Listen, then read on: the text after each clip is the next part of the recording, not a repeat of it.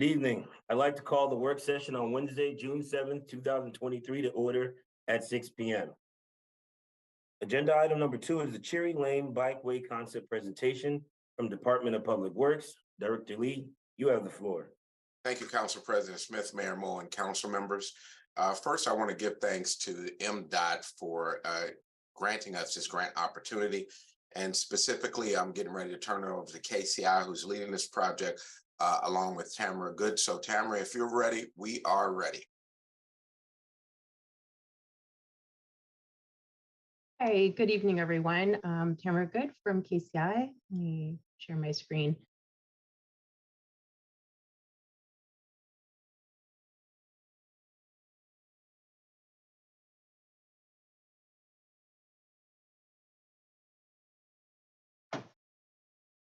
And can you see my screen? Yes. Okay, great.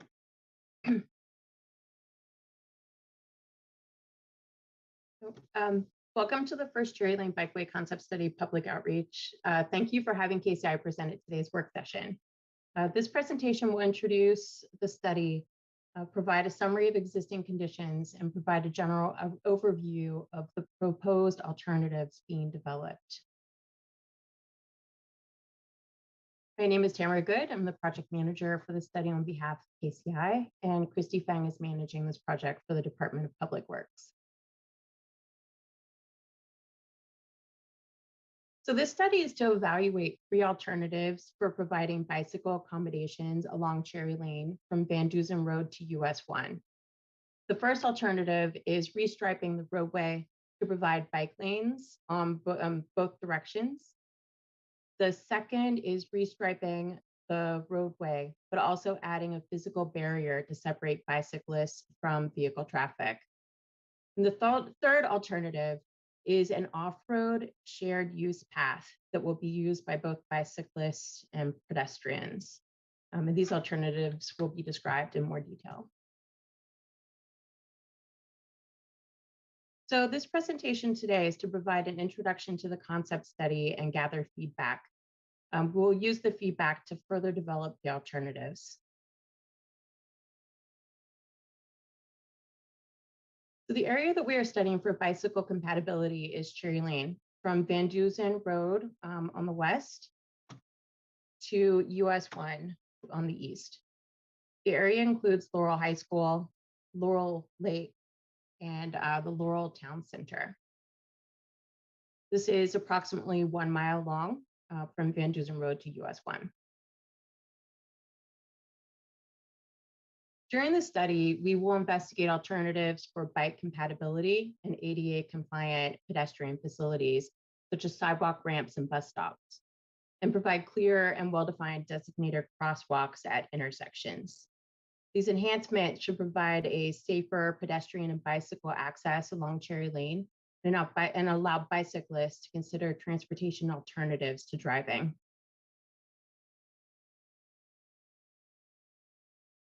So this is the City of Laurel Bikeway network showing existing and proposed bikeways. The study area is highlighted in yellow, and all alternatives considered will connect with the existing proposed bikeways, including the shared use path on Van Dusen Road and the shared use path around Laurel Lake. and also the bike lanes on 4th Street.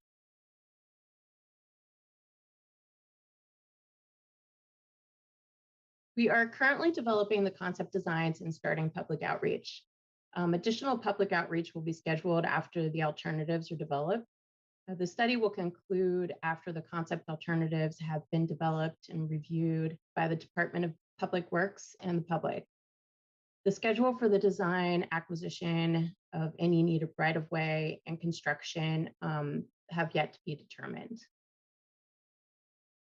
So we're just at the beginning with the concept design stage. So our immediate next steps would be to, we'd like to receive comments and questions from the public to assist in further developing and refining the alternatives. With this input, we will provide concept level designs and cost estimates to the Department of Public Works for their review, and then present the developed alternatives at a future public meeting.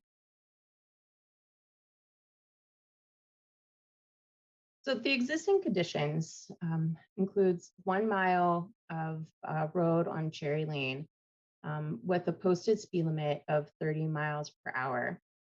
This section of Cherry Lane is mostly 6-lane divided road with wide grassy medians, dedicated left turn lanes, and no on-street parking. There are no shoulders in this area, and both sides of Cherry Lane have existing curb and gutter and sidewalks.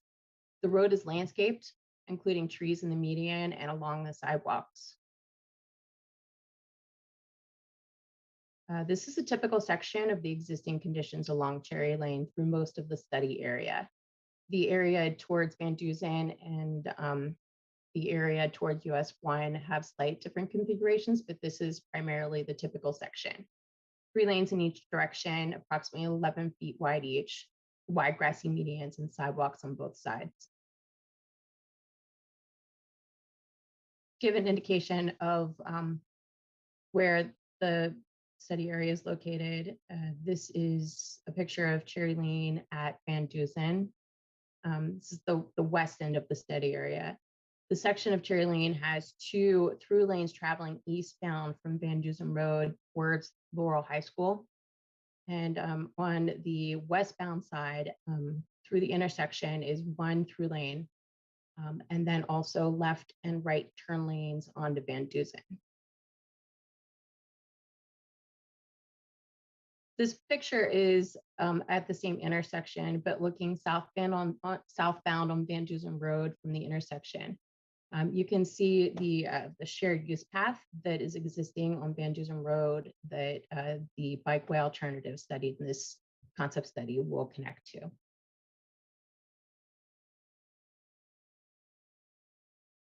The existing conditions shown on this in the typical section start near Laurel High School from the west. Most of Cherry Lane in the study area has the 3 lanes in both directions, the wide grassy median, and dedicated left turn lanes into neighborhoods and school entrances. This picture is Cherry Lane and 4th Street intersection, looking west, towards Laurel High School and Van Dusen Road.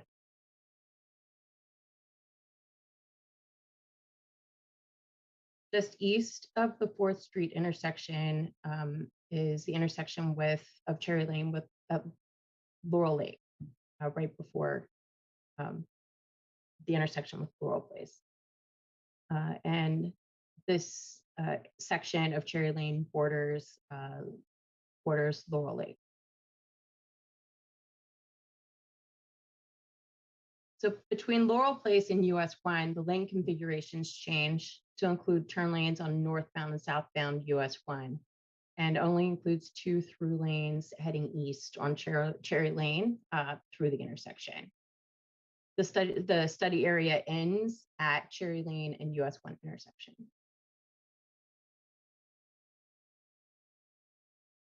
So the first alternative is the on-road bicycle accommodations by restriping the existing roadway. The study will restripe the existing roadway to replace 1 through lane in each direction with dedicated bike lanes. The through lane that would be replaced would be the outer through lanes on both sides. The bike lanes would be approximately 6 feet wide and along the curb and gutter. And there would be a 5-foot wide striped buffer between the bike lane and the vehicle travel lane. The existing lane configurations would be maintained near the Van Dusen Road intersection, where there are only 2 through lanes in the eastbound direction and 1 westbound. And bicycle compatibility will be provided with sharing lanes with the bicyclist and the vehicle. Between Laurel Place and US 1 on the east side of the study area, bike compatibility will be provided within the existing lane configurations by providing striping and pavement markings to indicate movement of bicyclists through the intersection. Different configurations such as pocket bike lanes, which are bike lanes that are in between travelways, are being developed for this intersection. So this is the typical section for alternative 1 through most of the study area. This would be the restriping to decrease the number of through lanes from 3 through lanes in each direction to only 2 in each direction. And the bike lane will be on the outer side by the curb and gutter, and include the 5-foot striped buffer in between the bike lane and the travel lane.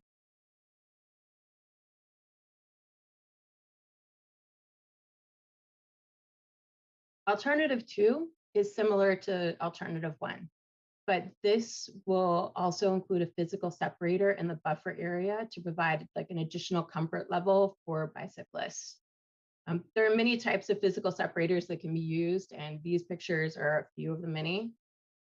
There are a lot more.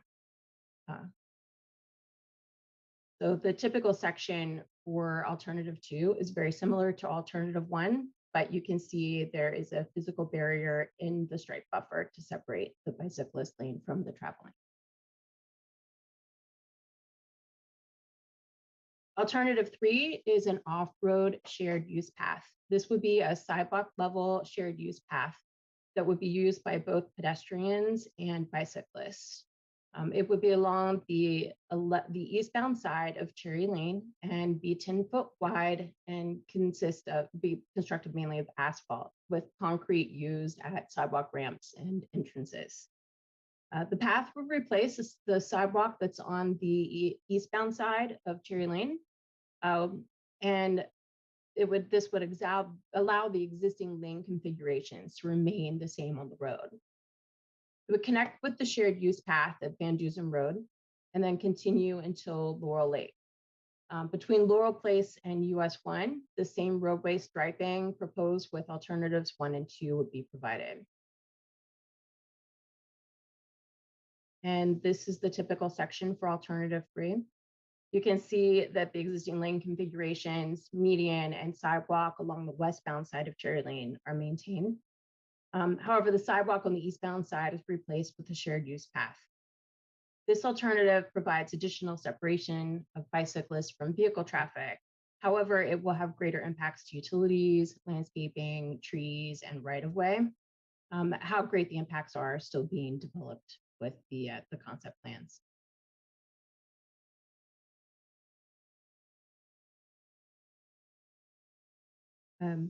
So thank you for watching this presentation for the Cherry Lane Bikeway concept study.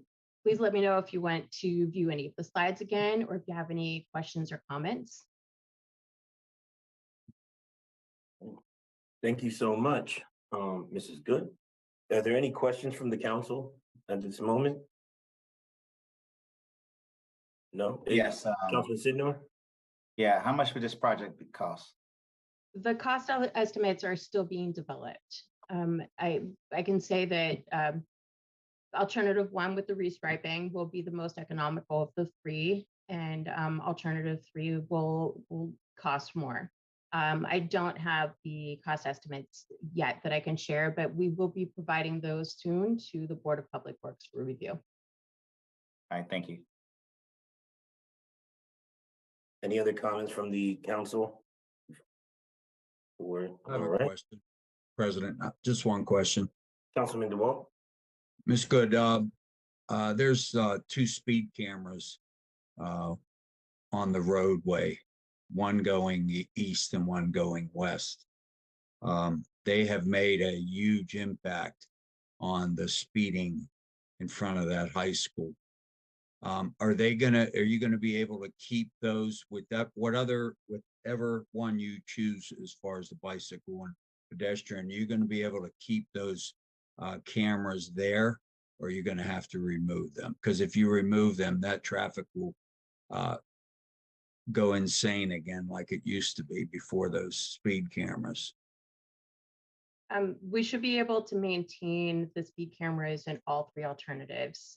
The current design that we're working up for the shared use path has bumps out behind the speed cameras in order to maintain them.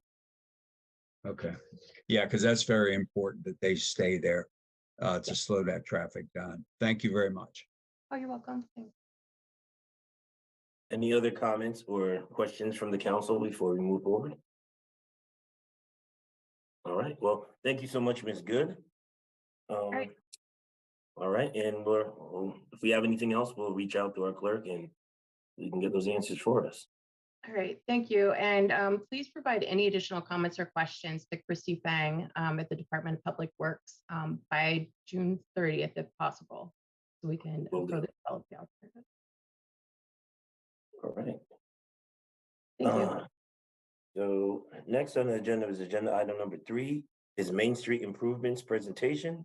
Department of Public Works again, Director Lee, you have the floor. Thank you again, President, and all of the council members and mayor. This project is for the Main Street Improvement Concepts. This is led by Century Engineering and Neil Robinson, and they've been doing a yeoman's job of trying to develop this, and we're ready to present some concepts to you today. With that, I'll turn it over to Neil. Thank you, Brian. Good evening, council members and everyone present. My name is Neil Robinson. I'm with Century Engineering, and if you give me a minute, let me just share my screen and I'll start things.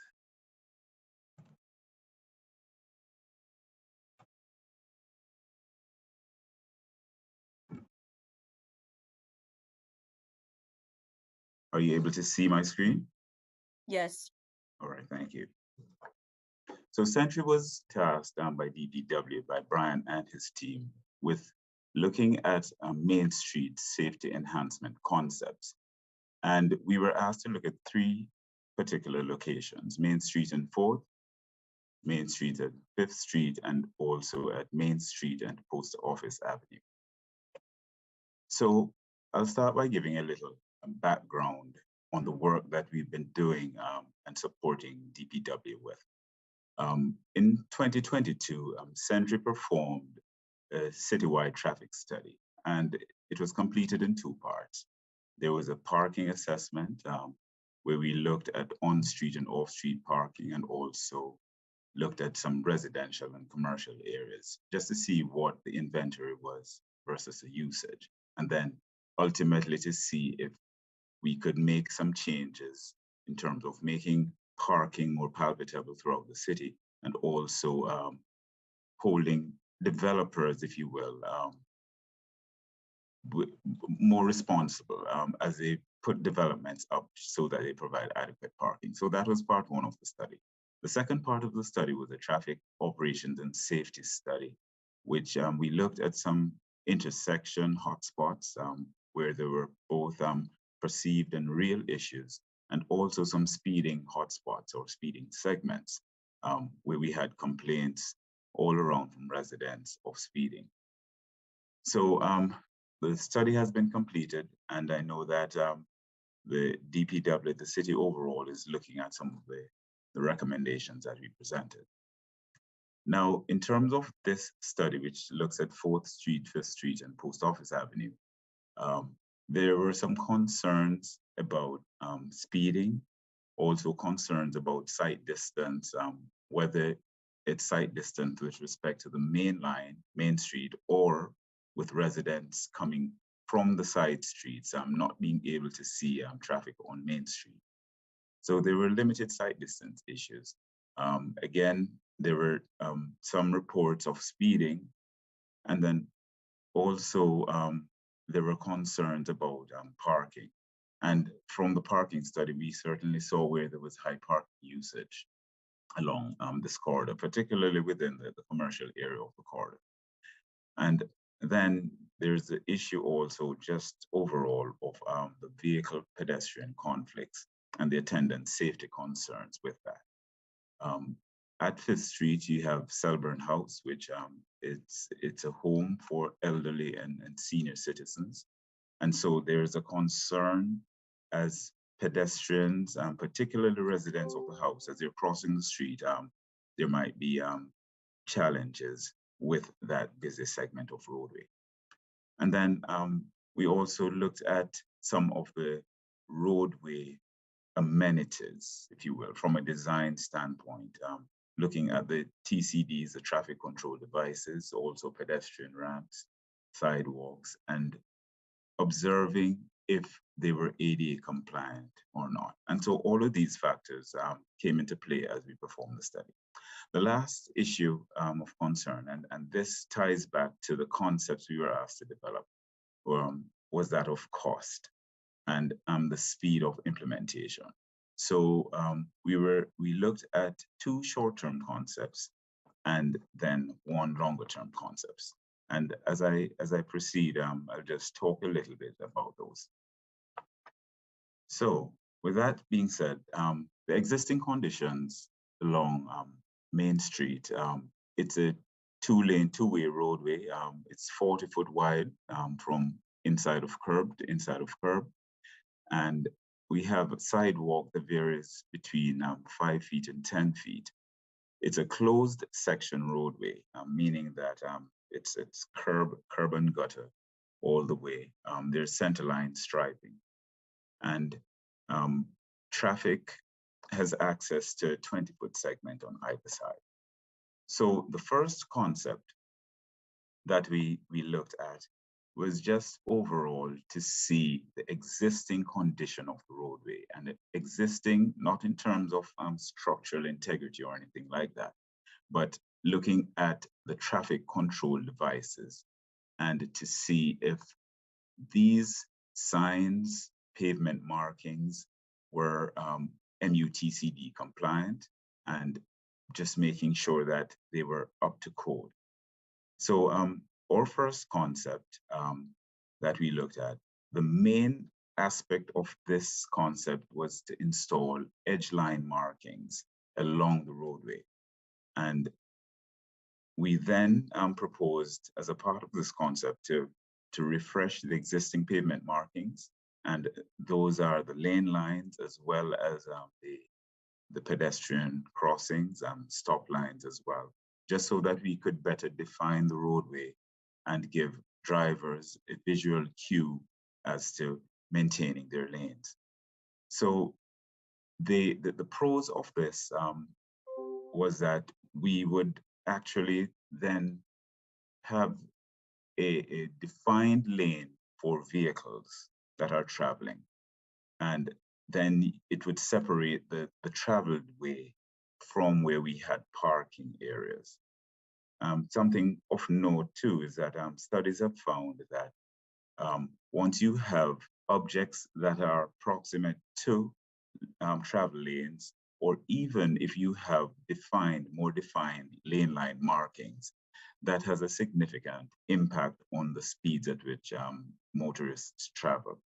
So with this study being focused on safety, both vehicular and pedestrian safety, here it is with the introduction of a relatively low cost and easy to implement measure, then we could see significant gains, both from a speed reduction, also having vehicles in their defined paths, and with the signs, we would get more compliance with any upgraded signs, particularly signs that have lost their retroreflectivity. And so the legends might not be clear to road users. These updates and these upgrades certainly would help with the safety, both from a pedestrian and vehicular standpoint along the corridor. With this option, we are estimating a cost of about $130,000. But I have to caution, well, not caution, but clarify that a lot of what is being proposed would be a part of routine maintenance. So the capital cost that we're looking for to implement the first concept really is in the order of about $39,000. And the remaining costs would be a part of what you would do routinely, just to maintain the viability of the corridor, maintaining things up to standard. The second concept that we looked at was a bit more involved. And if I could just back up a bit, the first concept that we looked at, even though we were tasked with looking at these three discrete intersections, the implementation of concept one really would stretch from US 1, Washington Boulevard, all the way to 7th Street. So those improvements would be made along that approximately a 0.6 mile segment. Now, concept two, we honed in on the intersections themselves, and with the idea of improving safety and accessibility in mind. The primary features of this concept would build on whatever we implemented or we recommend in concept one. So we'd still have a refreshing of the existing faded pavement markings.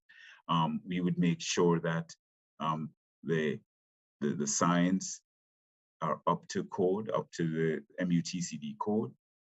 We'd also make sure that what the ordinance mandates in terms of parking close to intersecting roadways, we'd make sure that that is being adhered to. And so the main component of this concept is really the implementation of hatched no parking zones. And that's what you see there on the upper side of the diagram I'm showing, which would be the westbound roadway, where we have these hatched areas with flex post delineators. And that serves multiple purposes. It serves to what I call daylight, or what is known as daylighting the intersection. And that way, there would be no parking, which would then occlude the vision of drivers along Main Street. So they would have a clearer line of sight to the intersection and to any pedestrians that would enter the roadway. It also would increase the turning radius of vehicles entering onto the side streets. And also, as you look at vehicles coming from the side streets, they would have a better line of sight because you would not have vehicles parked proximate again to the roadway. So this concept, you'll see as we go through, that was at Post Office Avenue. We'd refresh the pavement markings. Currently at Selburn House, where we have the elderly housing, there is a bump out or a curb extension at that facility. And we're also recommending removing the parking on either side of that curb extension. Because again, we are trying to daylight the intersection and make sure that the vehicles are not parked vehicles are not blocking the view of anyone who's entering the roadway from the standpoint of vehicles traveling along Main Street. So as you can see there in the concept that we presented, we'd remove parking where required. We'll install these hatched no parking zones with the flex post delineators. We'd also install within the roadway itself legends, pavement marking legends and symbols that would indicate a pedestrian crossing ahead, or as we're in discussions with DPW, if it's a school crossing, then whichever legend is appropriate, that's what we would recommend. Tree trimming would be a major part of these concepts, both concepts 1 and 2, just as a part of routine maintenance. But again, it prevents signs from being blocked. And so you'll have motorists receiving positive, clear guidance as to the use of the roadway.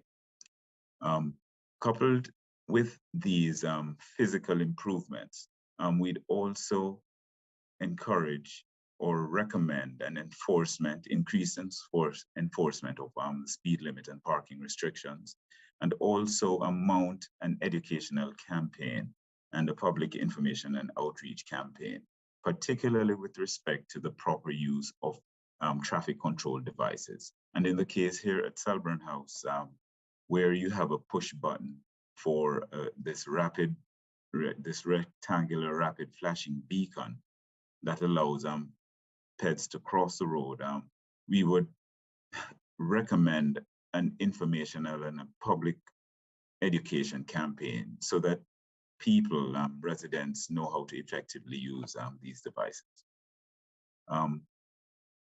Here is the 4th Street intersection, again on the concept 2, where we would install high visibility continental crosswalk pavement markings.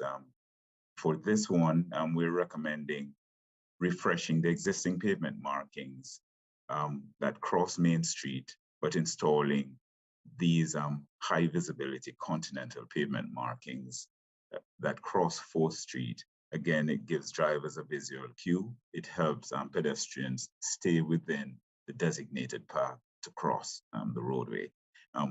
We're refreshing pavement markings. You see the dedicated turn arrows or the directional arrows. We're installing these hatched no parking zones, all geared towards improving safety, increasing driver awareness of the roadway and all roadway users. The third concept that we looked on, this is a long-term concept, and it seeks to get a bit more into detailed design. And the main features of this concept is really the installation of the permanent curb extensions or the bump outs. We'd install those and also have upgraded ADA compliant pedestrian ramps for crossing the roadway. Here at Post Office Avenue, you see where we're recommending having upgraded ramps and then installing the continental pavement markings. And again, what we are recommending as a third concept would build on concepts 1 or 2. But we're not saying that we could not just implement concept 3 just from the start and just move forward with that. But this concept, we're updating the ADA ramps, well, the pedestrian ramps to make them ADA compliant. Here at 5th Street, we're recommending installing a longer curb extension, and we'd have that on both sides of the roadway. And this actually would be very helpful in decreasing the crossing distance for anyone who intends to cross at that location. Also coupled with this, where we have that rectangular rapid flashing beacon, we could increase the pedestrian timing on that, so it affords pedestrian a longer time to cross the roadway. But with this reconfiguration here, obviously we're removing the parking on either side. We're also installing the high visibility continental pavement markings, just to make drivers more aware of a pedestrian crossing coming up and provide a defined pathway for residents. And then at 4th Street is where we would do something very much similar to what we've done at the other locations, making sure that the pedestrian facilities, are up to speed. We have reconstruction of ped ramps. As we were going through the project and discussing this with the DPW team and performing our field reviews, we did note that the ramps, the pedestrian ramps at this location had been recently reconstructed. So under the assumption that they were done well and the adequate cross slopes and running slopes are maintained, which I'm sure they are, then this would even reduce the overall cost of implementation of concept 3. But right now, concept 3 includes those ramps as well. Here you see we have the bump outs. Again, we're reducing the pedestrian crossing distance, and the shorter peds are in the road to have that vehicle roadway conflict, then the safer it is for everyone. And again, it daylights the intersection. So those are the 3 concepts. There is another component to concept 3, which includes upgrading and reconstructing sidewalks along the corridor, all the way between Washington Boulevard and 7th Street. And this was something that we were asked to also look into, because we are overall talking about making sure that the pedestrian facilities are, up to code and meet all the necessary requirements.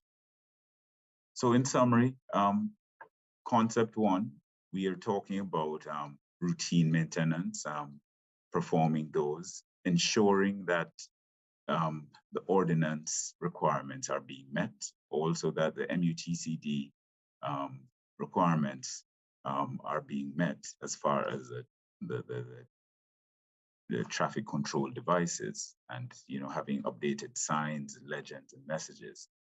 We're refreshing faded pavement markings, adding new edge lines, and upping the speed and parking enforcement. And so those are the key components of concept 1. As I mentioned earlier, routine maintenance will account for approximately $91,000 of that cost. But the capital improvement, which are the new signs, pavement markings, and so forth, we figure that the approximate cost is $39,000. Concept 2, which is a bit more involved, it pulls on elements from concept 1, numbers 1 through 3, and item 6, where we'd have the tree trimmings, making sure that the manual on uniform traffic control devices, all the devices that are compliant, refreshing the pavement markings, and updating, having more speed and parking enforcement. So those elements from concept 2 are carried from concept 1 are carried over to concept 2. But the main items for concept 2 will be the hatched no parking zones with flex post delineators. They're in daylighting the intersection, increasing improving the line of sight between pedestrians and motorists, and overall improving safety there. And the other component would be adding an educational campaign and public information and outreach campaign, just so that all roadway users understand the interactions, among themselves. And then the third concept, really, again, it's a long-term, and the way we've laid it out, it pulls items from concept 1 or 2, if those concepts, short-term concepts, were implemented first. But the main elements of these are installing the concrete bump outs, these curb extensions that serve to minimize the pedestrian crossing distance. And then we have the installation of these high visibility continental crosswalks. And for this, the continental crosswalks, we'd actually then have it on all 4 legs of the intersection for 4th Street. And the last component to this concept would be upgrading the sidewalks from US 1 through 7th Street. Overall, we're looking at the concrete bump outs and the high visibility continental crosswalks. That cost is in the order of $111,000. But then for the sidewalks, which they actually extend quite a bit, I think we're looking at about 6,000 linear feet. Then the cost naturally goes up to 900 to a bit higher, or significantly higher, to 934,000.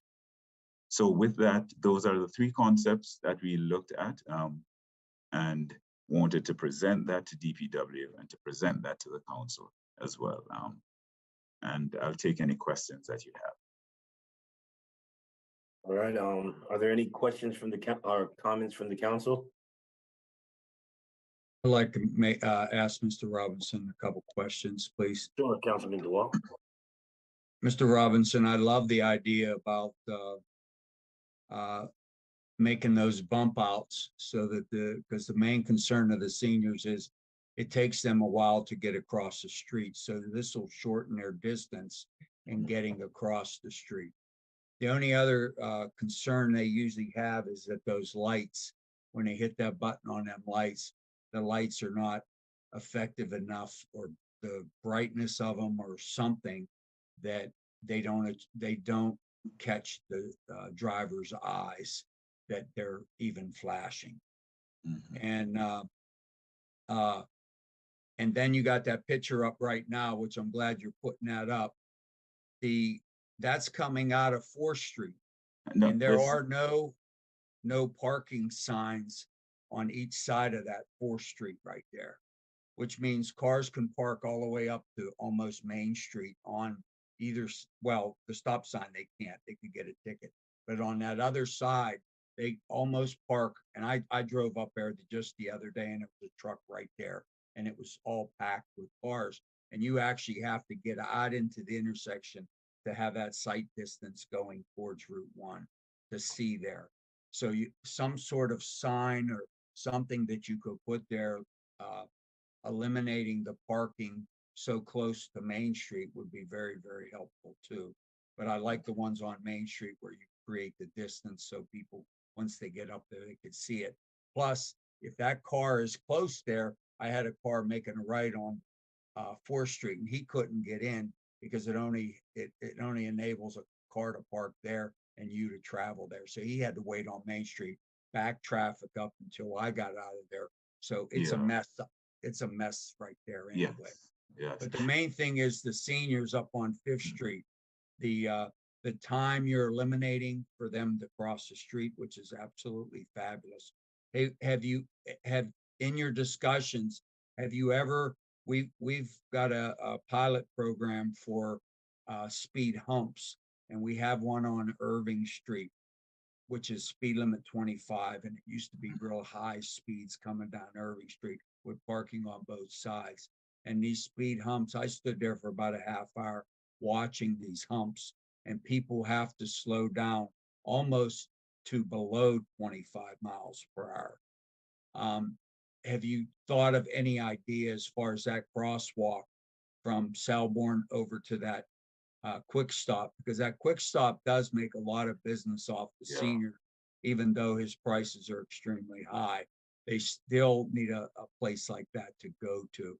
But and I'll send that to you as far as 4th Street goes, and as far as the Selborne house, which should be the top priority of any place on Main Street because of our seniors that cross there. And a few of them are disabled too. Okay. Neil, I'll take the response for the two on the crosswalk lighting and also the speed humps. Thank you, Councilmember DeWalt and President Smith, if you'll allow me to respond on both. So DPW did an independent study of the operations aspect of the pedestrian crosswalk. I'll take that one first, and we sent out our safety officer and inspectors out there. 100% of the time we monitored the crosswalk, it actually worked. What we found was this: when the seniors deployed the crosswalk and pressed the button appropriately, the signs flashed and everyone stopped. We did not see not one car run through the intersection when the crosswalk lights were depressed. There are times that we saw seniors miss the crosswalk and depressing the light, and that's what occurred where the cars necessarily went through. But we also observed, at least while we were there, that when a senior entered the crosswalk, the cars actually stopped.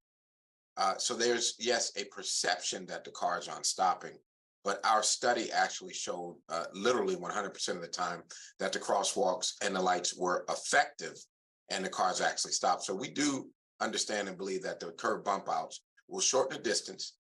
Highlighting the areas that as we talked about in any one of the three concepts will help slow the speeds down naturally and bring it to the vision of the drivers of going through our particular main street corridor. That's number one. Number two, this particular corridor is not appropriate for speed humps, as I reported out before, for a number of reasons, including car volume, including that the perception of speeding through the corridor didn't bear out in a particular study as to actual speeding. And we believe that we can get to where all the council members and residents want to go by implementing parts or all of one or three of the concepts. And that will take care of any perceptions or initial problems. I also want to point out that some of it is signage. So we're not talking about adding sign. On the diagrams you saw, by the replacement and bringing the signs up to MUTC standards and the new signs, that will create also guiding that driver's vision going down this particular corridor. So we believe that we'll be in the right place and we will have the right concepts put in. Finally, if we do have to, we are looking at some other things that if once we get through the three concepts, if something on that order is still not sufficient enough, then there's something else we can put in place that we believe will have a very similar, if not same effect of speed humps. Thank you. And Mr. Lee, you're recommended so I should recommend to the seniors to push the button so the lights come on, but enter the crosswalk and then you'll get a full stoppage of the vehicles. Is that correct? No, the way That's what I thought you just said. No, they're supposed to push the buttons first. What I said was when they do that and then they enter the crosswalk, our observations were that the vehicles did appropriately stop. I tell them because a lot of them have trouble getting across the crosswalk. They have limited time. They move a lot slower. I tell them once you push that button, you wait till those cars stop for you. Make sure that they look and you have eye contact with them. Because if you step into the street, there's no way to determine if that car is going to stop strictly by the lights. You do not want them walking into the street so that the car can stop. What about the one car that doesn't stop? He's going to hit the person. So we have, as Neil reported out, we're definitely looking at lengthening the time that the lights flash as the pedestrians wait to cross. So that is something that we're also looking at, and we're very open to that particular thing. So I believe that everything we're talking about will address the needs, and specifically about the lights flashing. We know that they work, we know that they're effective, but we also know that we can improve, we can lengthen the time with them.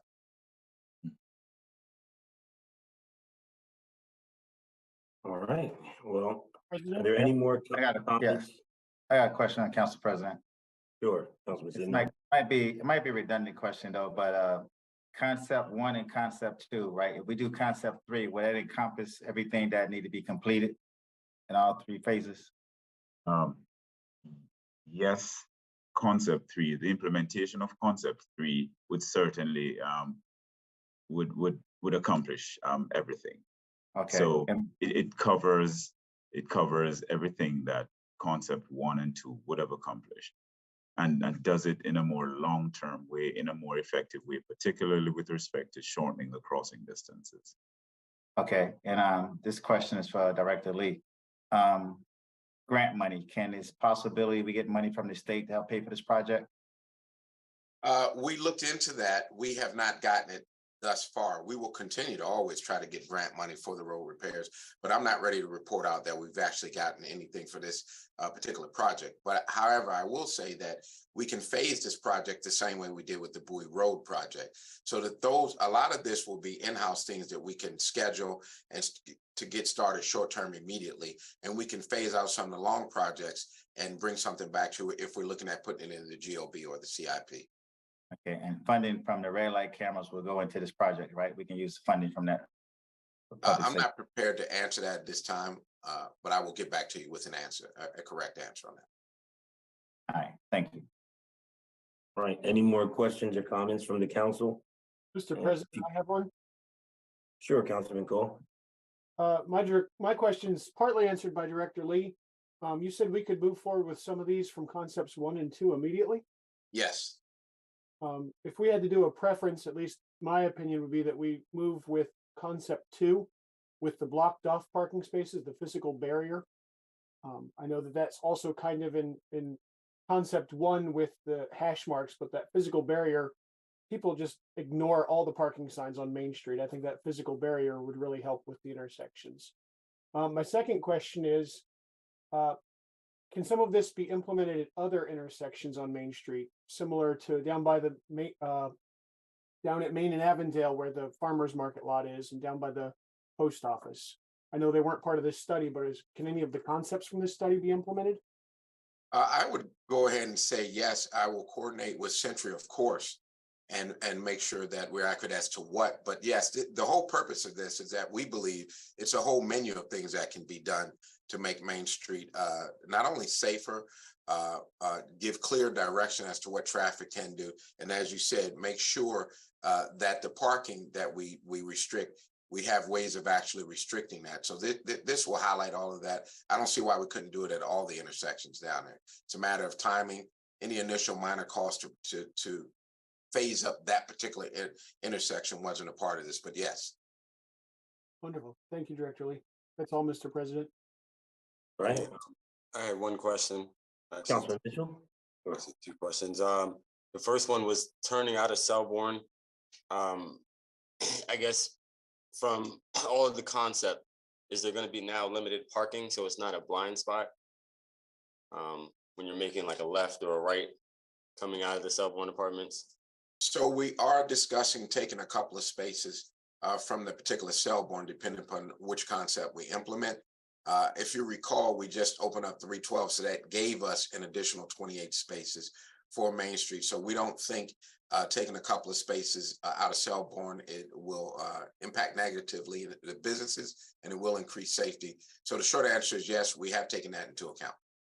Yeah, because I know like, that is a major blind spot coming out, and especially if it's like a busy day or a lot of cars didn't move yet.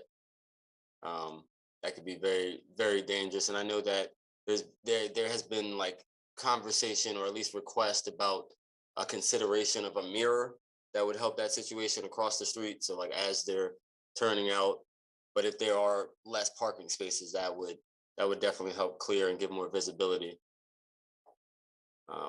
So thank you. And my second question was, I believe, to Director Lee. I know you had mentioned that there was considerations for other traffic calming measures outside of speed bumps and speed humps. And so I guess what is that method we're looking at? As you saw on I believe it was either concept 2 or 3, we're looking at curb bump outs. That's number 1. Painting the lane restrictions actually helps a whole lot, as Neil pointed out, to where cars believe that they have something on either side. It actually helps narrow their vision and slow them down. Also putting in the flex delineators will help. So there are, I would say, 6 or 8 improvement measures that we can do in this corridor that will have the same, if not greater effect than just bump outs. I'm sorry, than just speed humps or speed bumps, which this corridor is not appropriate for. At the end of the day, we do have one more thing that we can consider that we asked that Century take a look at. We are not ready to present that just yet because we haven't talked about where it's best placed on Main Street. So we do have something that I think will satisfy everyone's concerns, even at the end of redoing all of this, that if we have to, we're taking a look at. The only reason we weren't ready to present it today. Okay, I understand. So it's just one possible other thing that will be presented at a later time. That's correct. Okay, understood.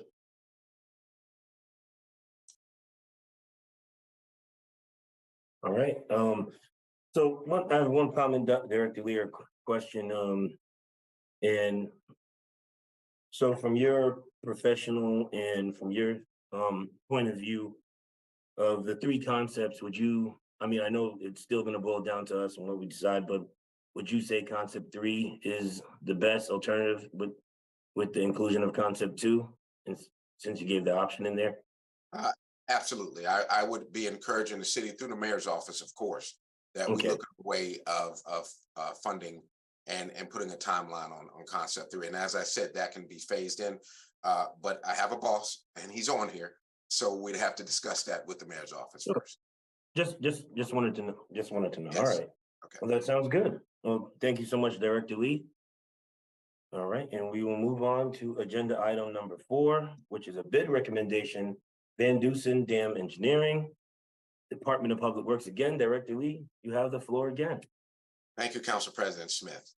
This is for the Van Dusen Road Dam repairs. A visual inspection of Van Dusen Dam was conducted during fiscal year 2022 in accordance with the Maryland Dam Safety Manual. The inspection revealed that some of the infrastructure maintenance and repairs needed to be performed on things such as eroded inverts of the principal spillway, missing bricks, and conduit with exposed steel. The findings also recommended that repairs be made as soon as practical. As a result, the city applied for funding through infrastructure grants to help defray the cost. However, we were notified that our grant applications were not accepted. Presently, the maintenance and repair for these items are categorized as minor to moderate. So it's important that we proceed to move forward with the project to make the necessary repairs as soon as possible to avoid any further erosion. Project scope: during this initial phase, certified structural engineers will be contracted to investigate the principal spillway of the Van Dusen Dam and lay out the repairs. Any needed permits will be filed, and the construction cost estimate will be provided to the city. The engineers will also prepare project bidding documents and conduct a final inspection after the repairs, which is very important. Funding for this project is available through ARPA in the FY 2023 adopted CIP Van Dusen Dam Maintenance Project. It is recommended that the mayor and city council approve the proposal submitted by EBA Engineering, which is one of the 3 A&M firms on retainer with the city, in the amount of $39,795 for the preparations, cost estimates, and final inspection once the project is completed. Thank you, and I'm available if you have any more questions at this time. All right, are there any questions or comments from the council? Well, if the council agrees, we'll move forward on this item on June 12th, 2023 agenda. All right, and the next agenda item is number 5, a bid recommendation, Copier contract, Department of Information and Technology, Director Cornwell Shield, you have the floor. Good evening, and thank you, Council President Smith, council members, and Mayor Mo. So the city has a copier lease that we renew every 5 years through Digital Copier Associates of Lanham, Maryland. We currently have 5 copiers within the city, plus a copier at the Laurel Volunteer Fire Department that the Laurel Volunteer Fire Department covers all of the costs for, but they're included in our lease. This lease renewal, because we are including the Laurel Museum, the Multi-Service Center, and the Department of Parks and Recreation at Duty Mansion, we are adding 3 additional copiers to that lease. As part of that lease, we are also using 3 70-inch, which will now be 75-inch, I believe, Sharp touchscreen smartboards, which have an integrated computer and rolling stand. And we've used those smart boards in various of our conference rooms for trainings, for meetings, for digital plan review, in particular in the Department of Fire Marshal and Permit Services. And so we will have one of those smart boards at the police department, one at the municipal center, and one in the Fire Marshal and Permit Services offices. We've been using Sharp copiers for 15 years now through DCA, and we have been very happy with the brand and the features therein. We've also been very happy with DCA's support. They have been on top of everything immediately, and they keep us up to date with supplies and monitor our supply status, and we don't have to ask them for anything. They get to us first. So our decision in this case to keep with DCA has largely been due to our satisfaction with their service level and our extreme satisfaction with the Sharp brand. We did evaluate a few other options. Price differentials were not significant compared to the impact of changing brands and all of the support that goes into that. So it is our recommendation that we continue on with DCA. And the current copier cost right now is $2,318 per month.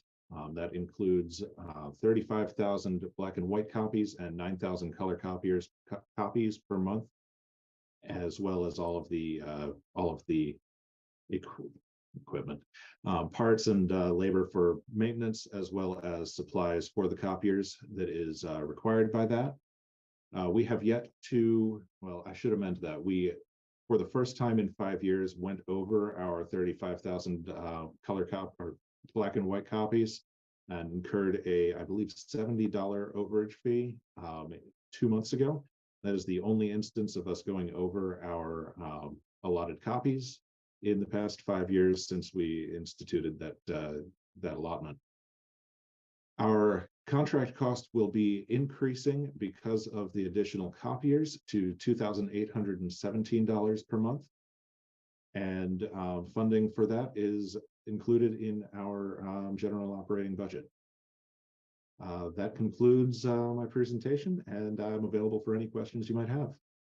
All right. Are there any questions or comments from the council on this? Yeah, just one question for Dr. Conway Shield. You said that you, how many companies that you looked at before you looked at Sharp? I know you said Sharp. I'm cool with that. Just want to know how many other companies you guys evaluated.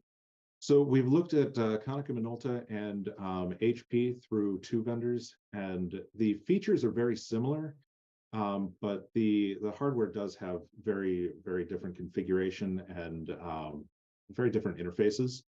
And we figured that it would be best to stick with what the staff knows and is familiar with, and build on that. All right, thank you. Right. Any more comments or questions from the council before we move forward? I have one just in general. Sure, Councilman No Cole. problem with the lease agreement. It seems pretty cost effective, but what are we doing for 44,000 copies a month? That seems like a lot of paper. Is there anything that we can do to go digital? I am highly in favor of going digital for nearly everything. There are a variety of things that we do use copies for that we can't get away from outside of using an outside copy service. That would be printing flyers and various marketing things for Parks and Rec, police, all sorts of, every department has something. We also produce paper copies of the budget. We produce paper copies of a number of different documents for presentations to you, to client, or to residents, to committees, to potential vendors, that kind of thing.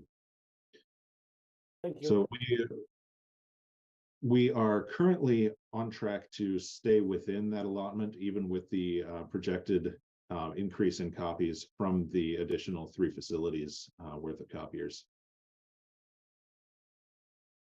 Thank you, Director. All right. Are there any more comments? Again, if you have any more comments or questions, even after the meeting, you can always submit them to the administration and get an answer on that later. So don't feel the pressure if you don't have anything on your mind right now to just say something. All right, well, if the council agrees, we'll move on this item to June 12th on the 2023 agenda. Thank you so much. And agenda item number 6 is a bid recommendation, ammunition purchase of the Laurel Police Department. And Chief Russ Hamel, you have the floor. Good evening, Mayor Moe, Council President Smith, and the entire City Council. Thank you for taking time to listen to us this evening. The Laurel Police Department is respectfully requesting permission to purchase ammunition for fiscal year 2024 to be used in accordance with the established training and accreditation standards of the Maryland Police and Correctional Training Commission and this department.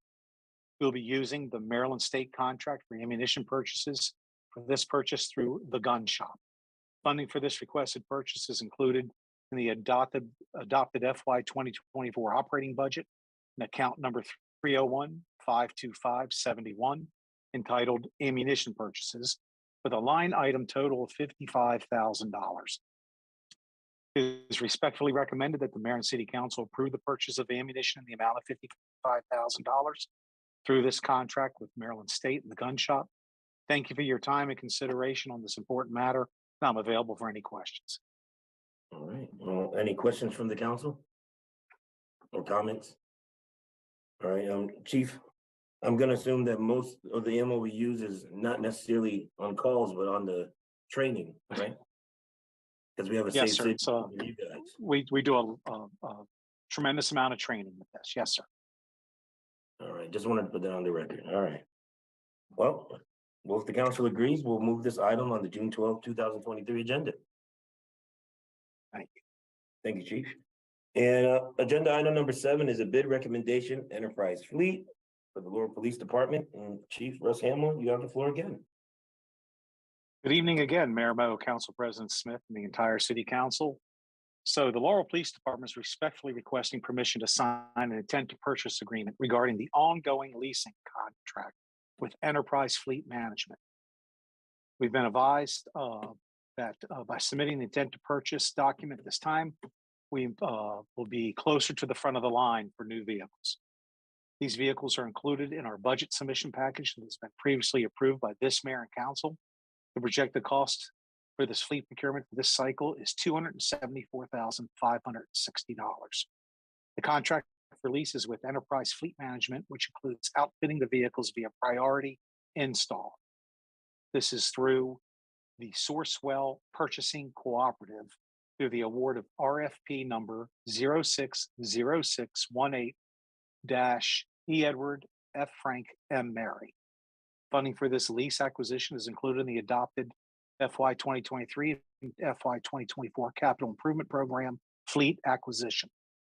It is respectfully recommended that the Mayor and City Council approve the signing of this intent to purchase agreement with Enterprise Fleet Management. Thank you for your time on this. I'm available for any questions if you have it. Are there any questions from the council? Yes, Council President, I have a question. Chief, at this time, right, once you get the new lease in, will all the police cars be outfitted? Like, I know we still have some white cars still coming around, but we still got the Explorers. No, sir, we have one more year before we will be fully replaced out from where we started. Okay, and my second question, what about what's your take on electric cars on the police force? I go back and forth on this, honestly. We have, because of all the equipment we have in our cars, our body worn cameras, our dash cameras, our computers, how we respond call to call service, our emergency equipment, just to name some of the stuff, tasers and the like. We have a tremendous power draw on out of a vehicle. I know some agencies have gone to those for some patrol vehicles in certain areas.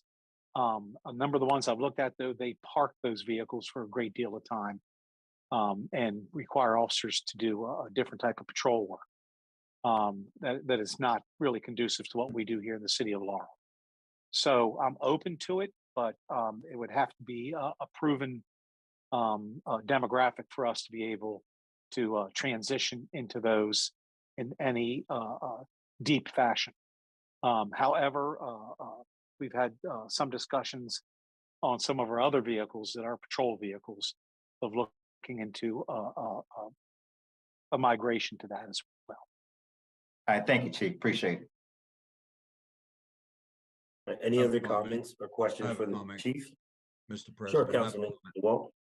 Chief, I just want to tell you what a great job you've done with these, when you incorporated these fleet vehicles into our agency. It's, and we only have one more year before we get them all done, but I think it's just fabulous that you've done that for our agency. Thank you. Thank you, sir. Any other comments before we move forward? President, if I could just make one comment to Councilman Sure. Sidnor. Very well. I think part of the issue that we're going to be dealing with again, not only with the police department, with our other cars as we move to the electric, is to make sure our infrastructure is set up with the charging station. You can see we're doing that now, but when we start going to all electric on a lot of different cars, it's going to take more than just one or two areas for charging. So that'll have to be looked at as well as we move forward. But we are looking at electric cars from administrative and, as you heard the chief say, some of their vehicles as well. So thank you, Mr. President. No problem, Mr. Mayor. Any more comments from the council or questions? All right, well, if the council agrees, we'll move on this item to June 12th, 2023 agenda. And I'll move on to agenda item number 8. It's an ordinance number 2012 text amendment number 263. An ordinance of the mayor and city council of Laurel, Maryland to amend the Unified Land Development Code, Chapter 20 Land Development and Subdivision Regulations to update the definition section, the use table of the commercial zone, and to update the special exception section, all to include personal non-medical cannabis as a special exception use in certain zones. Robert Love, you have the floor. Thank you and good evening, Mr. President, Mayor, and City Council members. For you is ordinance number 2012 as required by the City of Laurel Code, providing legislation to amend the Laurel City Code, Chapter 20 Land Development and Subdivision Regulations, Article 1 Zoning, to update the definition section, the use table in the commercial zone, and to update the special exception section, all to include personal non-medical cannabis as a special exception use in certain zones. The proposed changes would update, add various definitions, as well as update the commercial use tables and special exception section. These changes are the direct result of the adoption of House Bill 556 and Senate Bill 516 by the Maryland General Assembly, legalizing recreational cannabis within the state of Maryland. These bills allowed for zoning of dispensaries for recreational cannabis, which we will refer to in this legislation as personal non-medical cannabis, to be determined by individual counties and municipalities. Overall, there were 3 sections amended in this update. Staff, along with City Solicitor Taub, used the framework set and passed by City Council for medical cannabis dispensaries within Ordinance 1862 in the writing of this legislation. This legislation would permit dispensaries for personal non-medical cannabis to be permitted subject to the approval of a special exception within the commercial general zone along Washington Boulevard, Baltimore Avenue, and 2nd Street. The legislation would also permit dispensaries in this zone to sell both medical and personal non-medical cannabis, although each type of dispensary would be required to obtain special exception approval, even if located upon the same property. This would also require that the dispensary for either medical or personal non-medical cannabis be located no closer than 1 mile from another cannabis dispensary within city limits of Laurel. And they shall also be required to be located at least 1,000 feet from a lot line of a public or private school or real property owned by the Prince George's County Board of Education or a house of worship, at least 500 feet from a pre-existing licensed child care center or registered family child care home, and at least 500 feet from a playground, recreation center, library, or public park. Should council vote to amend the framework that was set in Ordinance 1862, staff would implement and enforce those changes within the Unified Land Development Code. Thank you very much, and myself and Mr. Taub are available for questions. Right. Any questions or comments from the council? I have one question for Mitchell? Mr. Love. Yeah, Yes. okay, yeah, so Robert Love, I heard it at the end. Did you say there couldn't be another license within like a mile of an existing one, or what was the specific language? Correct. There couldn't be one with a mile. That's how it's written right now through the framework that was set by council for the current medical cannabis dispensaries, and we use that framework while framing this.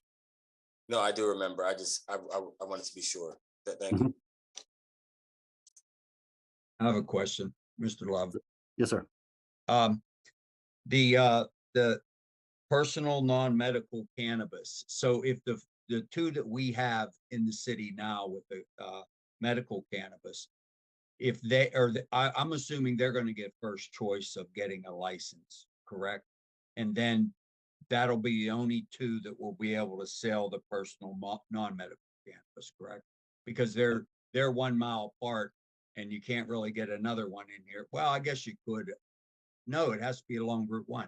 So you really ain't going to be able to get another one in here without violating one of our laws, correct?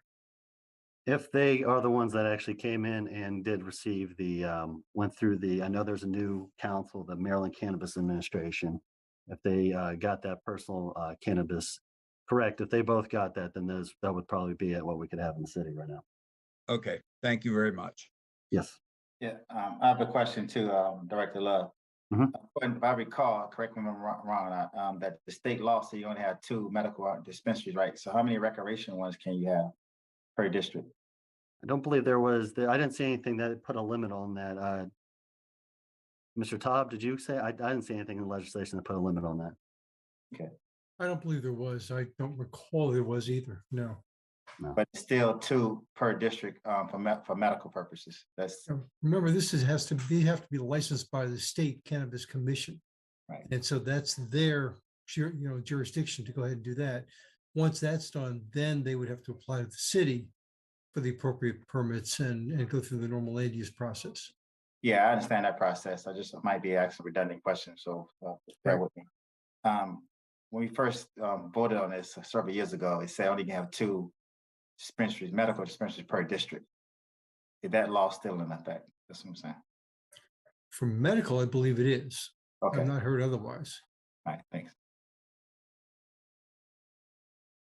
Any other comments or questions? I had a comment. I think to the extent of what Carl said about the existing medical dispensaries, from my understanding, most of them would convert to the recreational license, in which the only difference would be the point of sale.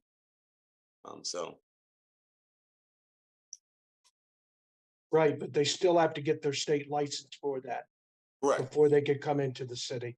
Correct. And then there's a special exception as well, once they come into the city. Correct.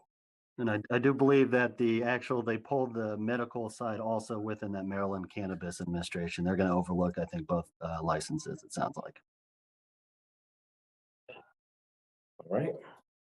Well, if the council agrees, we'll hold the introduction and first public hearing on this item at June 12th, 2023 meeting. If you have any more comments or questions or suggestions, do so before then or bring them to that meeting. All right, agenda item number 9 is ordinance number 2013, an ordinance of the mayor and city council of Laurel, Maryland to amend Laurel City Code Chapter 2, Administration Article 4, Public Ethics, Sections 2-53, Definitions 254, Administration 255, Prohibited Conduct and Interest, 2-56, Financial Disclosure, Elected Officials, Appointed Officials, Candidates, and Employees, 2-59, Enforcement and Providing for an Effective Date. Ethics Commission Legal Counsel Dennis Whitley, you have the floor. Good afternoon, Mayor and City Council. For the record, Dennis Whitley III. We're here asking the Mayor and City Council to approve changes to the City Ethics Ordinance, which will bring us in compliance with state law. There are no real major changes to it, but I will take and go over them briefly. With Section 253 definitions, they've added definitions for a designated second home. They've added definitions for a home address. They've added definitions for a principal home. They've added definitions for a quasi-governmental entity. If you go to Section 254 administration, we've increased the fine for failing to file a financial disclosure statement from $2 a day to $5 a day, and that would cap out at $500.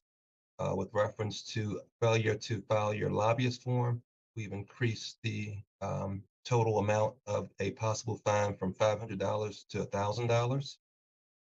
With reference to Section 255, prohibited conduct and interest, we've added, we've made it clear that Section 1 deals with former elected officials and appointed officials. With Section 2, we've added language to make it clear that former elected officials or appointed officials or employees cannot receive compensation for representing parties for legislative actions that they were a part of for 2 years. Then if you go to Section E, where it talks of the use of prestige of office, we implemented some of the suggestions that we gave you guys in an opinion dealing with sponsored events. We've made it clear that elected or appointed officials cannot suggests that folks doing business in front of the city retain a particular lobbying firm, that elected or appointed officials cannot request or solicit contributions for specific parties. Again, with reference to the sponsored events, we've made it clear that elected officials should not use the city seal in advertising sponsored events. Elected officials should not participate in sponsored events if there are folks currently running for elected office or taking positions on taking political positions or advocating for political positions. And that if the elected officials are going to use city city facilities, that they should pay the customary fees associated with using those facilities. Also included, again, most of these things are required by state law. So again, we're just amending the ordinance to come into compliance with state law. Again, there's a limitation on accepting gifts from individuals representing county or municipal corporations, and that's like MACO and similar type of similar type of associations. And we also go into some of the other requirements. We make it clear that with reference to elected officials, if you're going to be attending functions, pardon me, I'm sorry, I lost my place.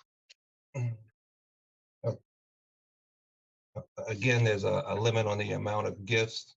Again, it's $20. You shouldn't be accepting gifts more than $20 from associations that represent municipal corporations, again, and that's like MACO. So we made that clear in the ordinance. There's also additional language for any disclosure statements that were filed after January 1st, 2019. If a lobbyist spouse, or if the spouse of a lobbyist, or if the council member has a spouse who's a lobbyist, that information needs to be included on the form, and you need to disclose the purpose of the lobbying. We've also added information dealing with the University of Maryland medical system and what's required and what's not required, and any financial disclosure statement.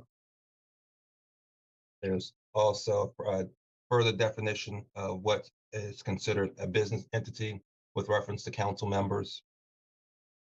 Again, I'm not going to go through them all, but gives 10% interest in some particular corporations, or a 25% interest, or 50% interest, but it lays it out chapter and verse. So if there's any ambiguity, so that there's no ambiguity with reference to what's required by the council members when filling out their financial disclosure statements, or lobbyists when filling out their lobbyist statement. If there's some specific questions, I can answer the specific questions, but I just thought I'd give a broad overview of what's being requested.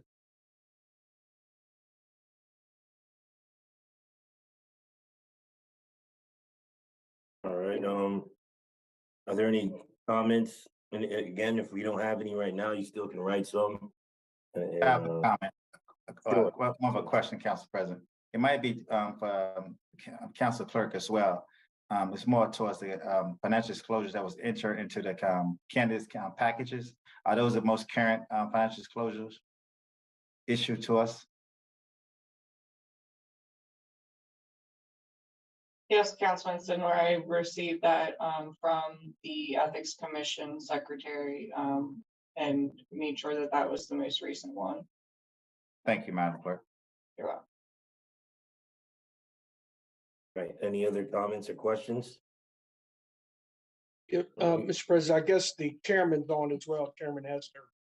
I don't know if he has anything to say, but I did want to recognize him and the work his commission does as well. And he is on there, and I do think, and Jim, you can speak up. I do believe this has been sent to the state Ethics Commission, and it's been approved as well. Right. This is not just something that we started putting together as the commission. This is something that the state government has passed a law saying that we have to update They have provided us with a template with all of their new requirements. And what you see, what you have had before you is based on that. Also, as Mayor Mo has mentioned, the state is going to have to approve whatever the final version is. And they have already approved what you have in front of you. So if there's anything that you want to change on it, we're going to need to go back to the State Ethics Commission and have them reapprove. And they are not looking to make anything lesser. If anything, if there's something that we want to do that's going to increase our ethics requirements and make them stiffer and more severe, then they will normally go along with that. They have shown that they are unwilling to go along with making anything lighter or easier. One other point I just wanted to mention is that there was one additional point where the new language is saying that at the request of the Ethics Commission, either the city solicitor or the Ethics Council, who is Mr. Whitley, may file a petition for injunctive relief with the Circuit Court, Prince George's County Circuit Court. And this is basically the kind of authority we had before, but now it's just being made crystal clear. And most of these are simply to try and make things clearer than perhaps they might have been in earlier versions. And that's at the state level as well as what we have done in trying to meet the requirements and the standards of the new state law for a more specific and somewhat increased requirements in our city ethics ordinance.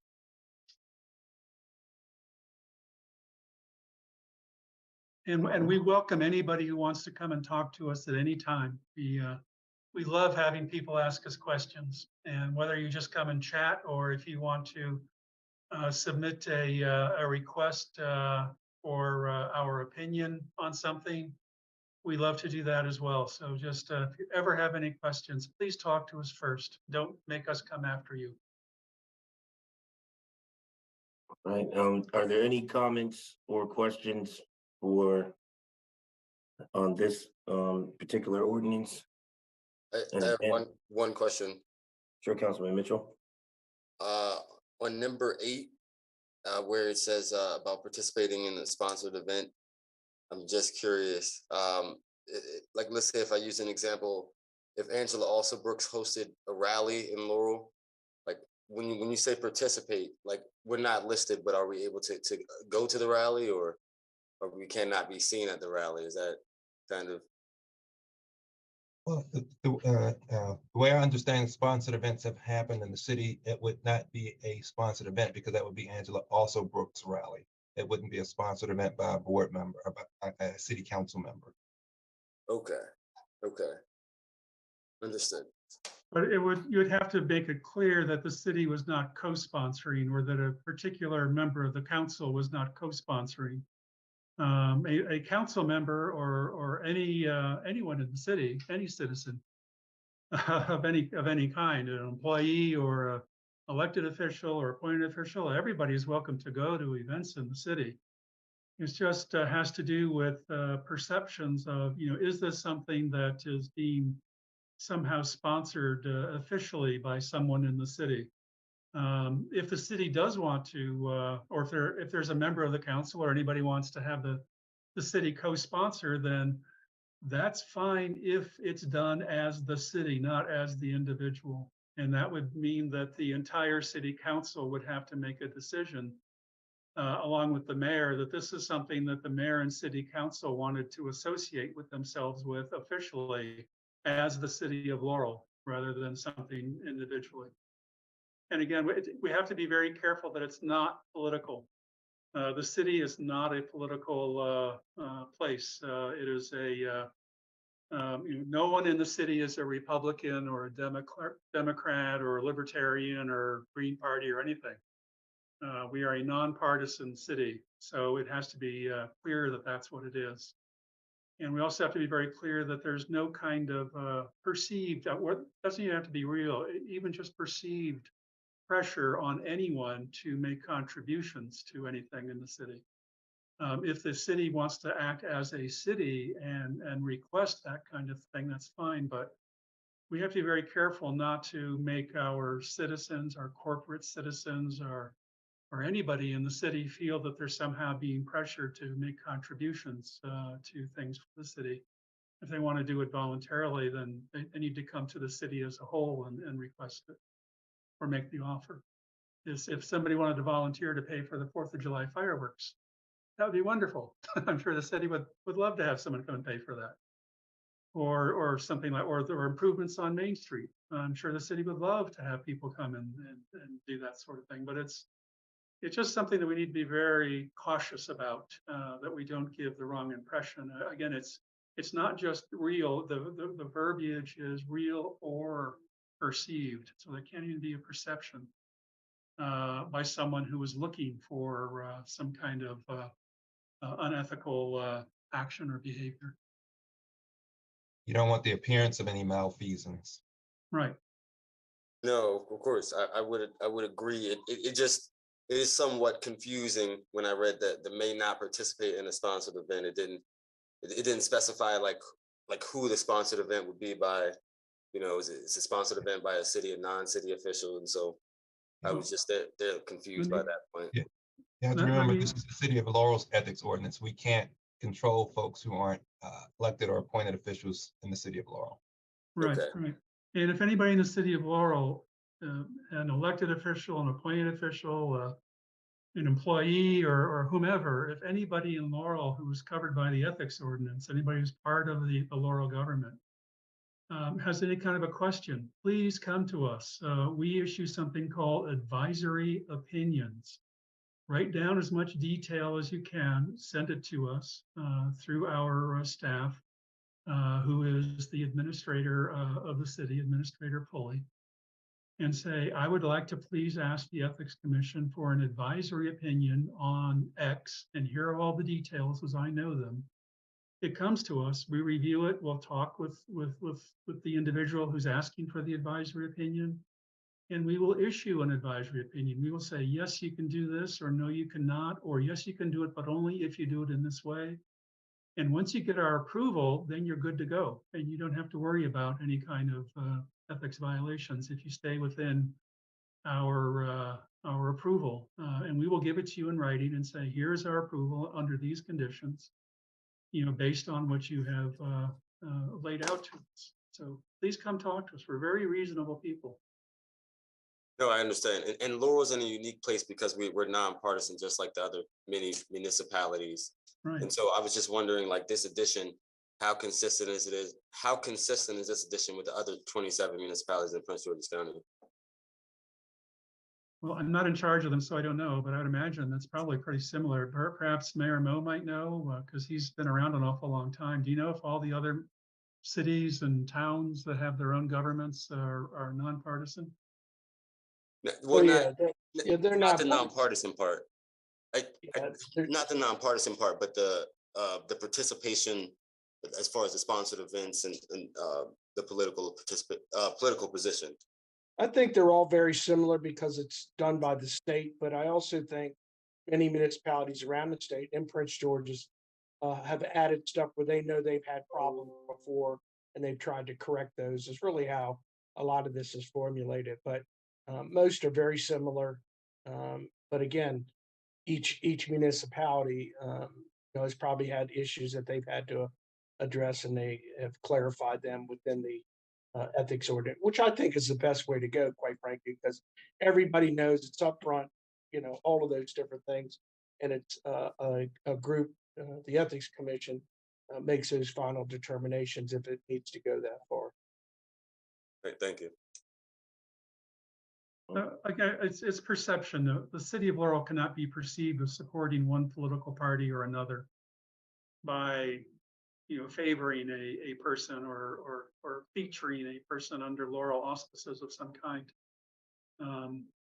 We support every part of the state and all parties equally. So it's just important not to be put in a position that shows that we are somehow favoring somebody or some political party or some political position even. There are all kinds of political positions going on at the state level, and we cannot be perceived as favoring one over another. So, Chairman Hester, you're just I'm gonna get to you, Councilman Sidner. You're just referring to candidates running for office, not people serving the city that we work with. No, it's everyone. You're not saying we can't work with the city as a whole, can't work with whoever our county executive, whoever our state senator is, who represents us in District 21, or a governor, or a congressman. You're not saying that. What I'm saying is that if the city wants to act as a city and, as the mayor and city council wants to interact, in appropriate ways, in the kind of interactions that are essential between the city of Laurel and the county and state governments. I mean, we are not, just sort of in a cocoon. We live in the state of Maryland. We live in the county of Prince George's, and we have to have interactions with everyone in the state and county level.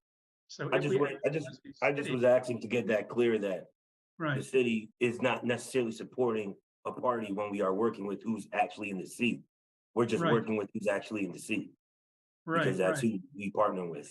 All right. Right. But what this really is in the ethics ordinance, it's clarifying that individuals in the city cannot in some way be perceived as, supporting a political party or a political candidate or a political position. So if, say, for instance, if I were a member of the city council, of course I'm not, but were I to be one, I could not, make some kind of deals with a particular politician to show that, that I was representing the city of Laurel, and the city of Laurel was supporting that particular politician or their position or their party or anything like that. If a council member as an individual wanted to support a particular politician, they're allowed to do that. They just cannot do that using their official title to bolster that position. Or their position, or their council position, or if you want to behave as a private citizen, every private citizen can go and support any politician or political position they like. They just cannot do it as council member so-and-so or mayor so-and-so or board member so-and-so or commissioner so-and-so or even and that's a state. Is that what the state's mandating, or is that something you'd like to implement? Well, it's already it's in the current language. It's just not as clear as what we were trying to make it here. Okay. But it's already there in terms of abuse of position and a few other things. So it's there. Some people have said, well, I don't understand the language as it now stands because it's a little vague. So we're just trying to explain what the language means. Mr. Chairman, I guess what I was getting at, that within the Prince George's County Municipal Association, mayors and council members have endorsed those they'd like to lead their cities to partner to push their cities, their towns forward. And it's like, again, so that's not something coming from the state, that's just coming from your particular view on the Ethics Commission right now, is what I'm asking. And I hear you said it was there before, but you're making it more clear, but that's still not something coming from the state, it's coming from the Ethics Commission? No, it is coming from the state, and it's there from the state, and it's a requirement from the state. We're simply giving it some more explanatory language and verbiage as to what the state is saying and what we are saying in our ethics ordinance, our current ethics ordinance, and even the previous version of the ethics ordinance from what we have right now. And what Councilman Sidner, I'm gonna let Councilman Sidner ask a question. It's a two-part question. I think I know the answer to it, but still want to put it on record. Let's say, I understand we cannot work with a political party, but what about a nonprofit organization? Let's say if the city of Laurel wants to work with the Zetas to do a food bank, something like that. Do I have to get permission from the entire council to work with that nonprofit organization? and how's that process work? Well, probably best if you came to us with the exact language and the exact, relationship that you would have. We do not want to get between a member of the council or the mayor and their constituents. So there are certain basic constituent services that you provide. But it has to do more with, is the city doing something as a city, or is the member, the elected official doing something as an elected official? I would think for something like that, you would rather have it be the city rather than just one particular member of the council, because you'd want to have the city support a worthy cause like feeding the poor or helping disadvantaged people. That's something that the city ought to make decisions about rather than just an individual. Right, I understand it. I just want to, this example, because normally when we do that, we work with them. We say the city of Laurel and this organization, we doing that. But suppose my other example is, let's say Councilmember Sitnor wants to do a blood drive with the 100 Black men. Could I do that, or I have to say the city?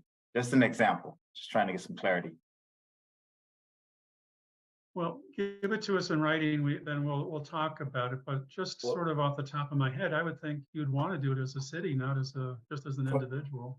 My understanding of what Chairman Hester already said is that it would have to be the mayor and city council agreeing to whatever that is, because it's a city now. Individuals can't do it and put mayor and city council on is what it sounds like. We'd have to all agree and be aware. And you want to have it wide open, so it's not just, I am deciding to do something with this one particular group. And there are lots of groups out there. There are many different organizations that do blood drives. I mean, why not make it broader than just one particular group? And it doesn't make a lot of sense in my mind for that, because then you start getting into a potential perception of what we might have seen in some situations in the past, where it was almost appearing that perhaps, I'm not saying this was so, but appearances were, what if somebody were to look at that and say, well, somehow there's a special sweetheart deal between that organization and the city. And the city should not be having sweetheart deals. We ought to be having broad, welcoming, all members of our society kinds of deals, so that everybody, if we want to have blood drives, well, let's have blood drives with every non-governmental organization that wants to do one, rather than just one particular group. Let's make it broad. Let's make it inclusive.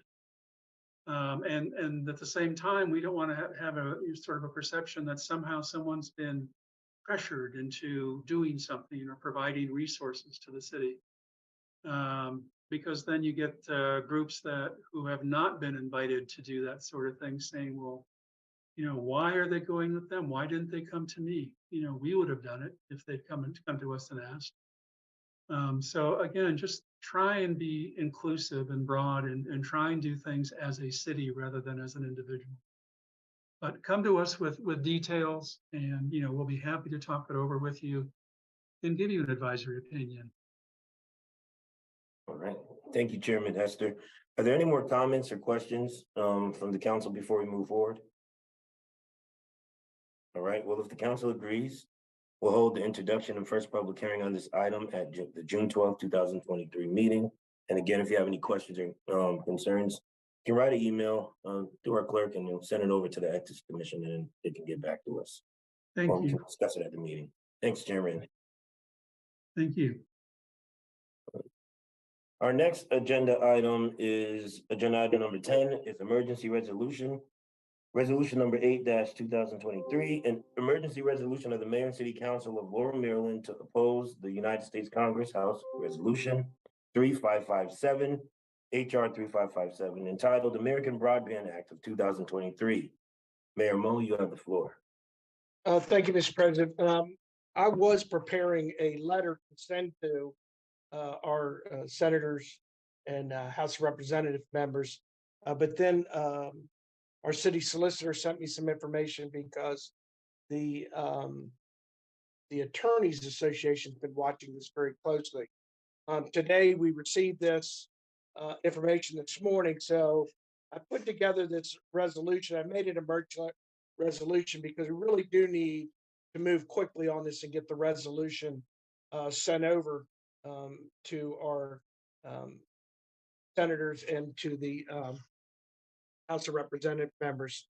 But this bill, as we have talked before, we have always been very concerned about what's happening at the federal level with Verizon, with Comcast, and all the others of taking our what I believe is our responsibility as a local government to work with these cable companies.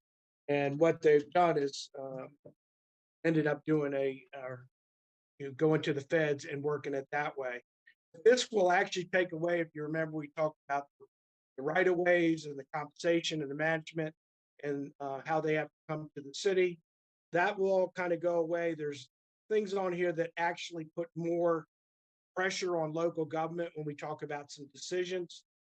The FCC, the bill would also take it out of our local federal district court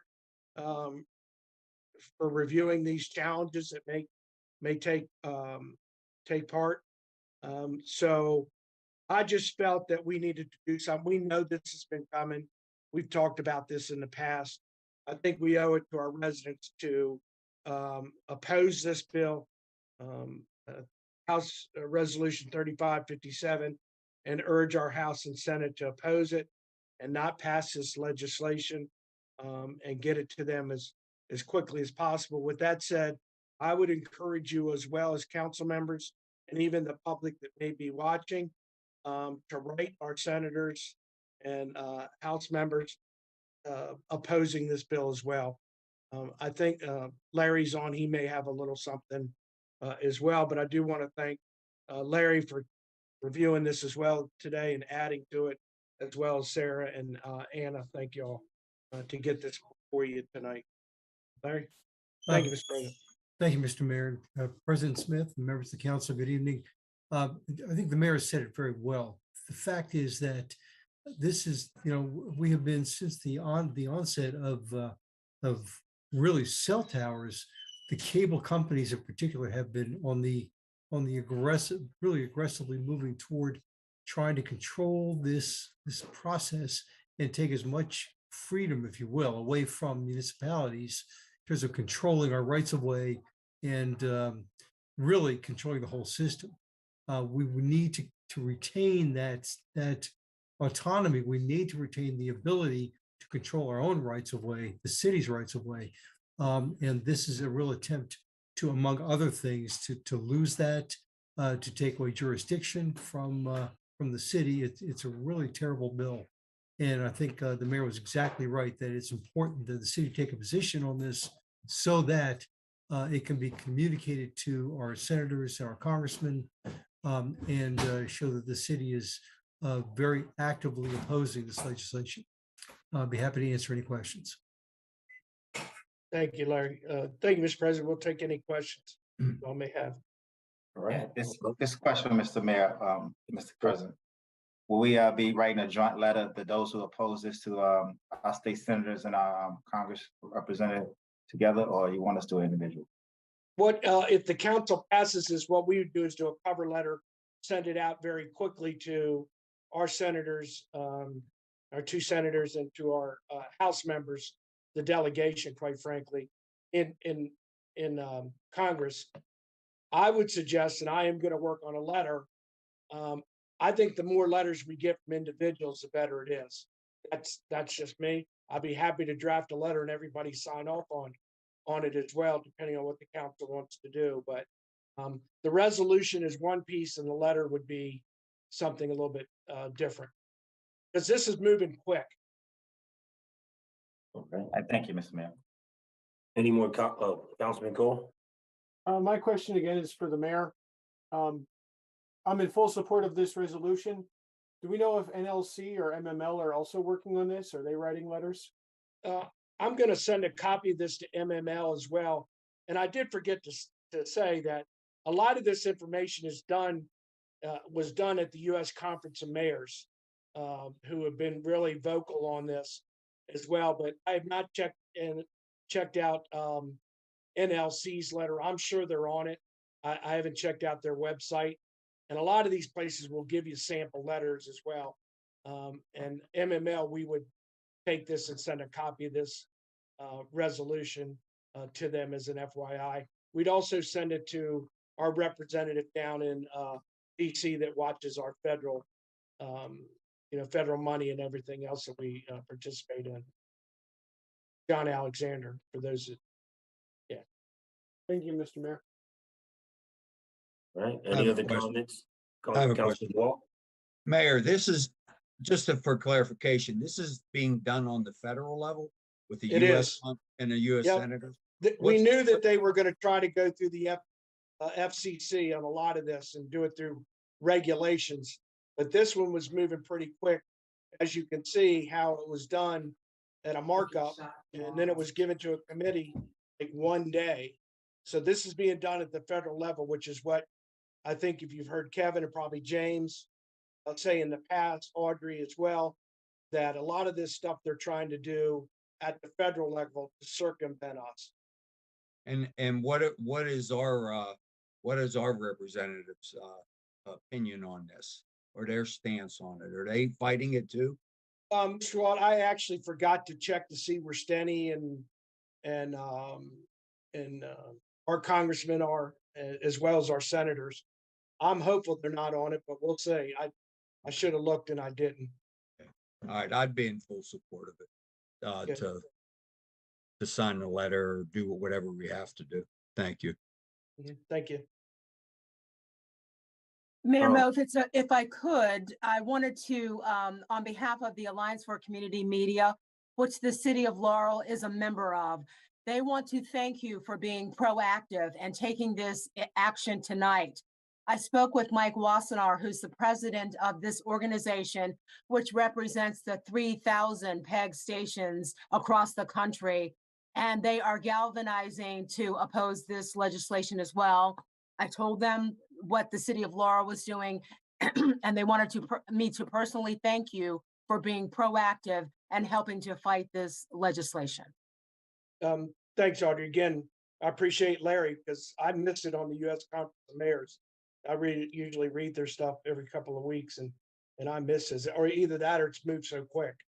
So I was glad Larry and the attorneys have picked up on it as well. So, Audrey, do you all know if they're going to do a letter? I talked to him yesterday. He said he could provide a letter that people could sign off on and templates and things like that, whatever we can do to spread the word. He also said that right now it's currently just in the House. There is no Senate bill, but Right. like you said, it is moving quickly. So they do want to get as many letters as they can to oppose this done quickly. So I can provide any materials that I get from the Alliance for Community Media. And I am attending the conference at the end of June. And this is will be a major, major point of discussion as the members gather from across the country for the conference. So I'll be able to report to them that action that the city of Laurel is taking. And I'd be happy to share any templates and letters that they provide. Yeah, I was going to say, if you could get that to Sarah as well as to Anna, so we can look at them and maybe, just cut and paste, quite frankly. So yeah, Will do. Yeah, thank you. James, did you have something that you wanted to add, or? I just wanted to be here, checked in, just in case anybody had any questions or something that I needed to jump in on. But yeah, this legislation potentially undermines everything that Kevin was fighting for in this franchise agreement over the last several years. Puts in jeopardy pretty much all of our powers there. Yeah, it would be a financial hit for us, to be honest.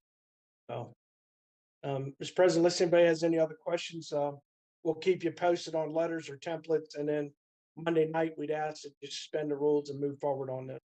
All right. Thank you very much. Seems like we all agree. We'll hold this at the first public hearing on this at the June 12th, 2023 meeting.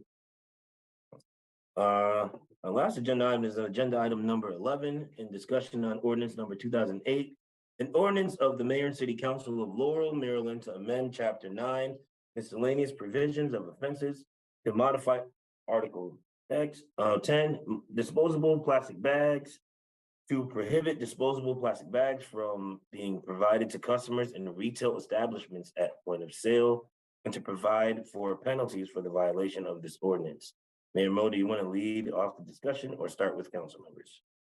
Actually, Mr. President, I know we got a couple letters as well as some information from some of the council. I'd asked Ms. Blair, who's on, we tried to make some changes to the legislation that we talked about. It's been sitting on the books. I just want to try to clear our books and see if we can get this done and move forward. So Ms. Blair is on. If it's all right with you, I'll turn it over to her. Sure. Ms. Blair. Hi. Okay, here I am. So I received a letter via the mayor from Mr. Cole regarding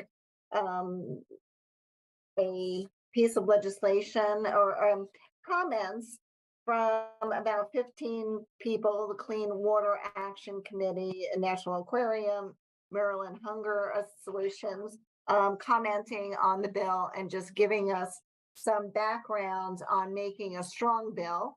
I think that our ordinance is actually really pretty strong. I did include some of the comments, specifically. I have added a clearer definition of single-use plastics, plastic carryout bags that was suggested. We have, I wasn't certain, we've also included biodegradable and compostable bags. I did leave that in our ordinance because I think it strengthens our ordinance to make sure that we have covered biodegradable and compostable bags.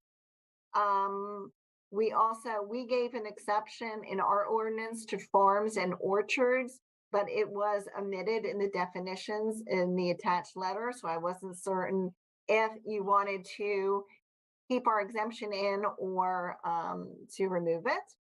The reusable bag is basically the same thing. I did add hemp as an acceptable material.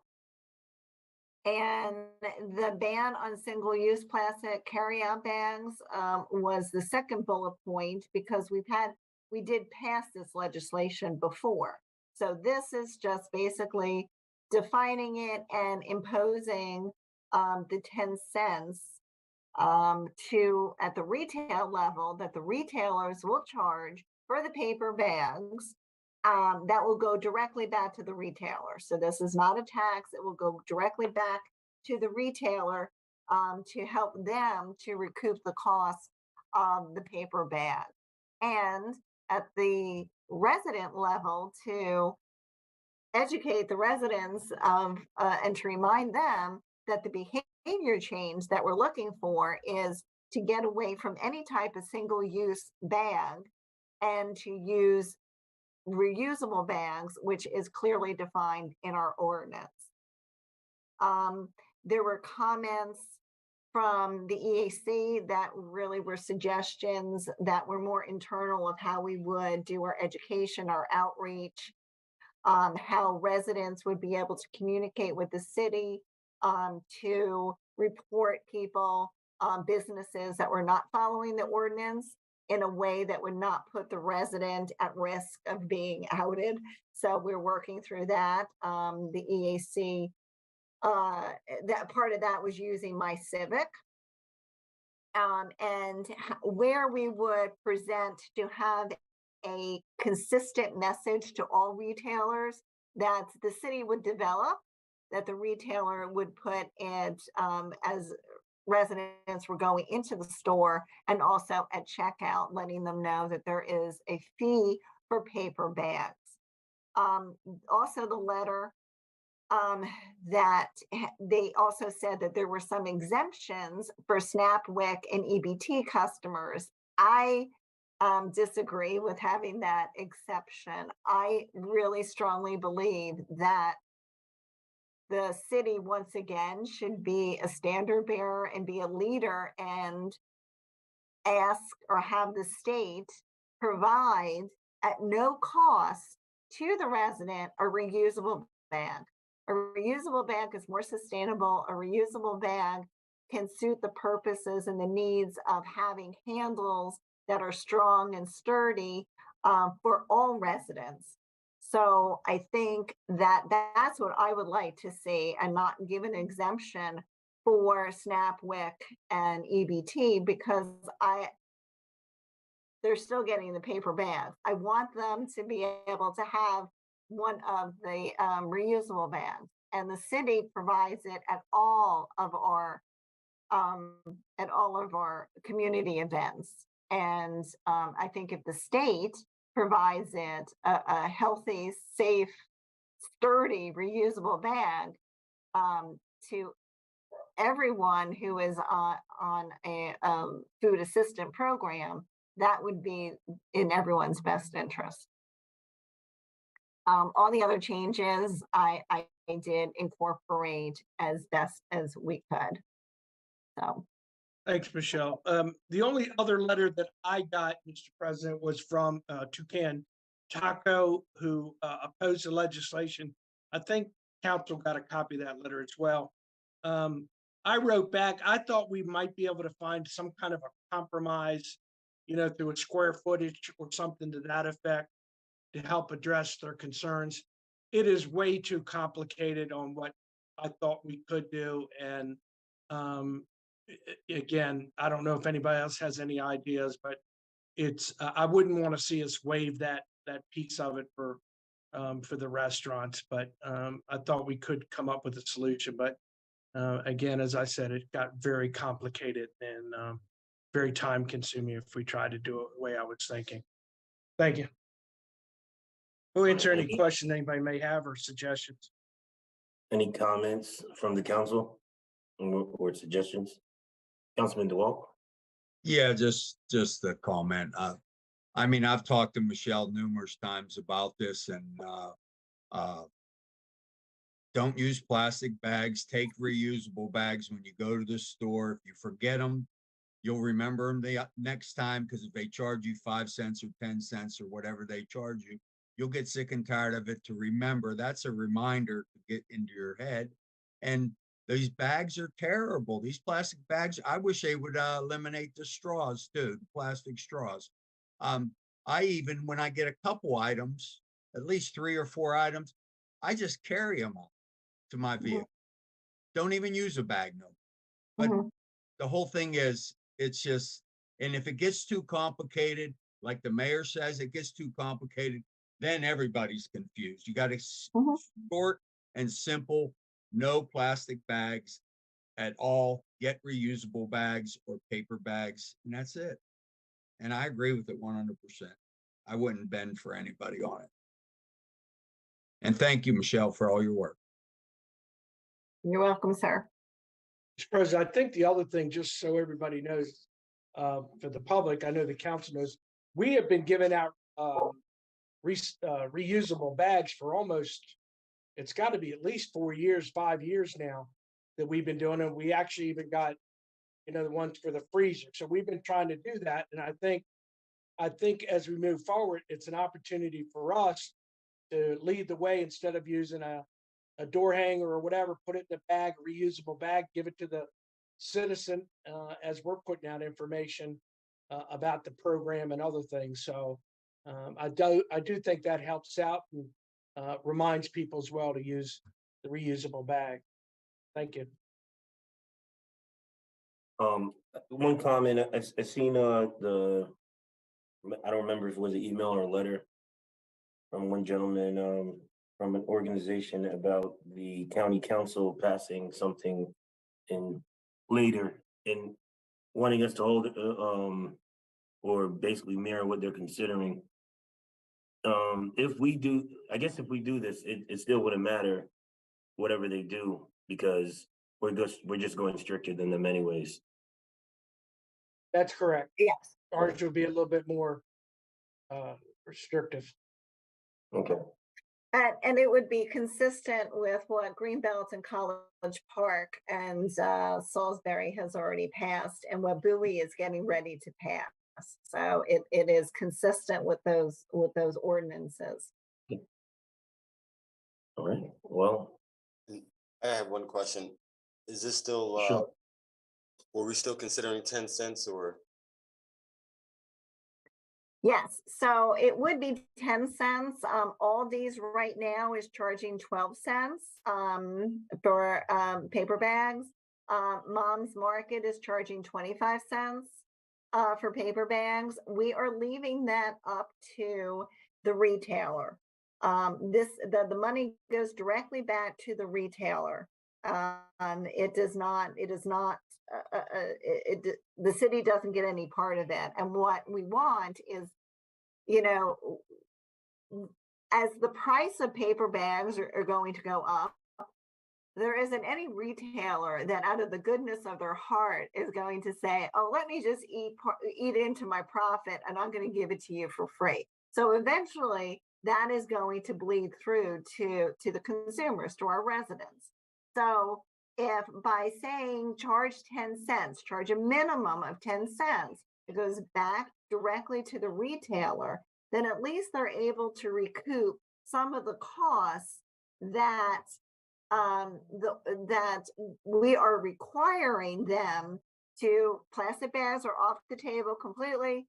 Paper bags, at least 100% or 40% reusable, made out of recycled paper is a requirement.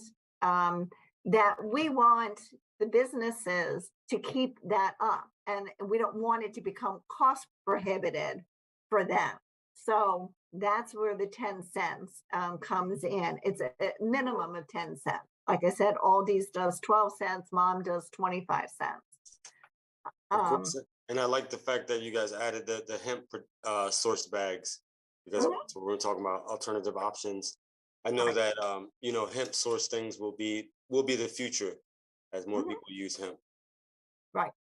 Okay, well, thank you. You're welcome. Mr. President, I just got a follow-up question by me. Sure. Can we put in an ordinance that the store has to have it posted that they charging 10 cent, 20 cent, whatever they may charge before the customer come inside the store? As part of our ordinance, for the customer to know that they got to pay that. Like you said, the minimum is 10 cent, but you say they can charge 25 cent if they want to. But can we put something that in the ordinance, they have to have that in front of the store? Well, if it's like the last time we did the bags, they did nothing but, say it was all the city's fault anyway. So I'm sure that'll be posted, but we could probably do that within the letter, and not sure you need to put it in the legislation, but we could put it that it could be posted. I mean, I would personally be in support of that being a mandate that the stores post that. I think it's a great idea, people to know. It doesn't hurt anybody. Yep. So. And that was part of our education, is that we want the messaging in the stores that every resident, every consumer will see, will recognize that this store will charge for a paper bag.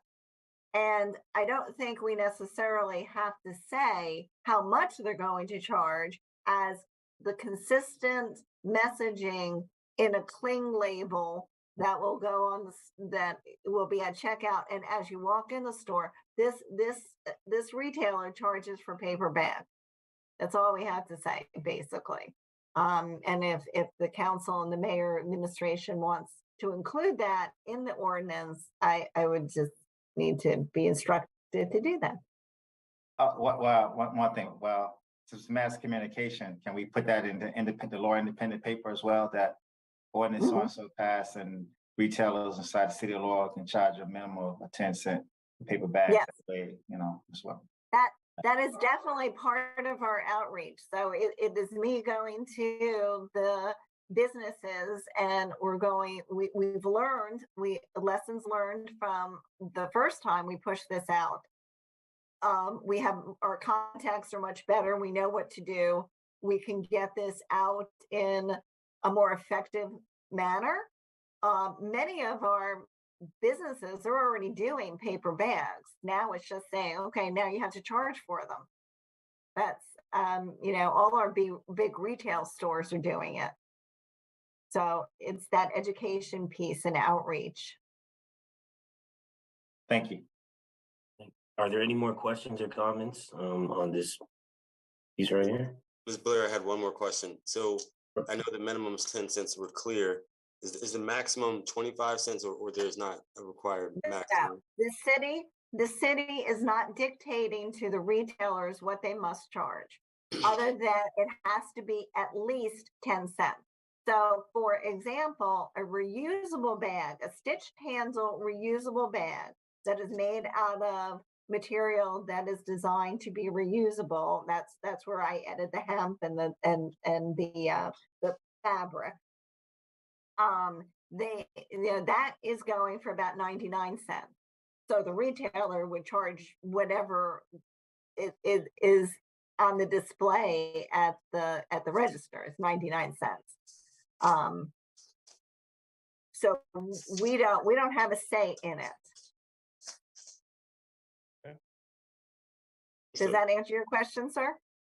Yes, very clearly. Very clear. Thank you. President, if I could, just so we're clear, we did not table this. I think you just left it open for another public hearing. Yeah. So on Monday night, to be clear, we would just you would just have a second public hearing, and then it would be possible action, and we could vote on it that night. Okay. And I don't think we tabled it. No, he didn't. Thank you. All right, well, we'll have this at the next meeting for possible action. And if no one else have anything else, there being no further business to come before the mayor and city council, this meeting is adjourned.